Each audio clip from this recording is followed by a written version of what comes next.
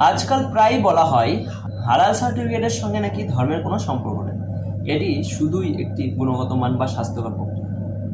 যদি তাই হয় তাহলে একটা সাধারণ প্রশ্ন ওঠে, হালাল পর কি কোথাও পাওয়া যায়? বিজ্ঞান তো ধর্ম দেখে না, কিন্তু হালাল শব্দের নিজের যদি একটি নির্দিষ্ট ধর্মীয় অনুশাসনের প্রতিফলন হয় তাহলে সেটিকে কীভাবে কেবলমাত্র একটি সাধারণ বাণিজ্যিক সার্টিফিকেট হিসেবে উপস্থাপন করা হয়? এই প্রশ্নটি অস্বস্তিকর হলেও গুরুত্বপূর্ণ। অন্যদিকে বলা হয় হালাল মাংস ধর্মনিরপেক্ষ, তাই এটি খেতে কারো আপত্তি থাকা উচিত নয়। তাহলে একই যুক্তিতে প্রশ্ন আসে, ঝটকা প্রক্রিয়ায় প্রস্তুত মাংস খেতে আপত্তি কোথায়? হালাল যদি সকলের জন্য গ্রহণযোগ্য হয় তাহলে ঝটকাও তো হওয়া উচিত নাকি? এই বিতর্ক আসলে খাবারের চেয়েও বড়, এটি অর্থনীতি ও বাজার নিয়ন্ত্রণের প্রশ্ন। কোনো সার্টিফিকেট বাধ্যতামূলক হবে, কোন প্রক্রিয়া স্বাভাবিক বলে প্রতিষ্ঠিত হবে, এর মধ্যে দিয়েই অর্থনৈতিক ক্ষমতা কার হাতে কেন্দ্রীভূত হচ্ছে সেটাই আসল বিষয়।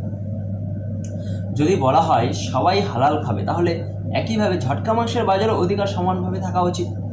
বাস্তব চিত্র কিন্তু আলাদা। ঝটকা মাংসের দোকানে নির্দিষ্ট এক শ্রেণীর ক্রেতা খুব কম দেখা যায়, কিন্তু হালাল দোকানে সব সম্প্রদায়ের ভিড় চোখে পড়ে।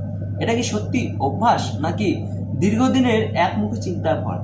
ভেবে দেখার সময় এসেছে। কিন্তু সমতা মানে এক পেশে চাপ নয়, সবাই নিজের বিশ্বাস অনুযায়ী খাবার বেছে নেয়। এই স্বাধীনতাই সত্যিকারের সহাবস্থানের ভিত্তি। একপাক্ষিক বাজার নীতি নয়, সমান সুযোগ ও সম্মান প্রকৃত ভারসাম্য। খেলা জমেছে ঠিকই, কিন্তু বোঝাপড়া শুরু হলে খেলাটাই বদলে যাবে।